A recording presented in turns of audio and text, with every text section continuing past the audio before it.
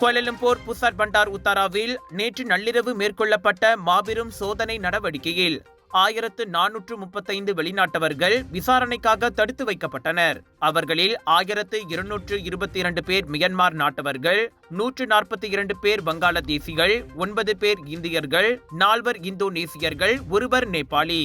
பெரும்பாலோர் UNHCR ஐநா அகதிகளுக்கான அட்டை வைத்திருந்தனர். ஓப்ராசி காட்சி என்ற பெயரில் உருமறைப்பு சீருடைகளுடன் ஆயுதமேந்திய நூற்றுக்கணக்கான போலீசார் அச்சோதனையில் களமிறங்கினர். PGA எனப்படும் பொது தற்காப்பு படை, FRU கழக தடுப்பு போலீசார், போக்குவரத்து அமலாக்க புலனாய்வுத்துறை, குடிநுழைவுத்துறை, கோலாலம்பூர் மாநகர மன்றமான DBKL உள்ளிட்ட அரசு நிறுவனங்களைச் சேர்ந்த வீரர்கள் மற்றும் அதிகாரிகள் என மொத்தம் 560 பேர் அதில் பங்கேற்றனர்.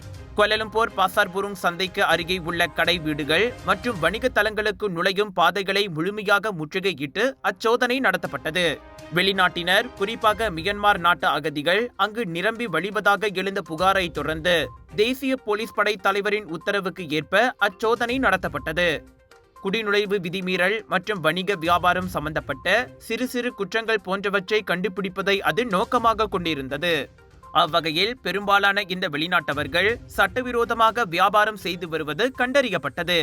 பிரம்மாண்ட அரங்கம், 10 ஃபெஸ்டிவல்ஸ், 100க்கும் அதிகமான நட்சத்திர கலைஞர்கள், ஆயிரக்கணக்கான போட்டியாளர்கள், லட்சக்கணக்கான பார்வையாளர்கள், மில்லியன் கணக்கான சாய்ஸஸ், இவை அனைத்தும் நாட்டின் தலை சிறந்த மற்றும் புகழ்பெற்ற இந்திய எக்ஸிபிஷன் ஏற்பாட்டாளரான colours of India Vijay TV media பார்ட்னராக இணைந்து வழங்கும் பிரம்மாண்டத்தின் உச்சக்கட்டம் beyond international Indian expo 4 to 8 June வரை KSL Esplanade Mall, Bandar Bestari, கிளாங்கில். இதுவரை இல்லாத பிக் சேல், பிக் டிஸ்கவுண்ட்.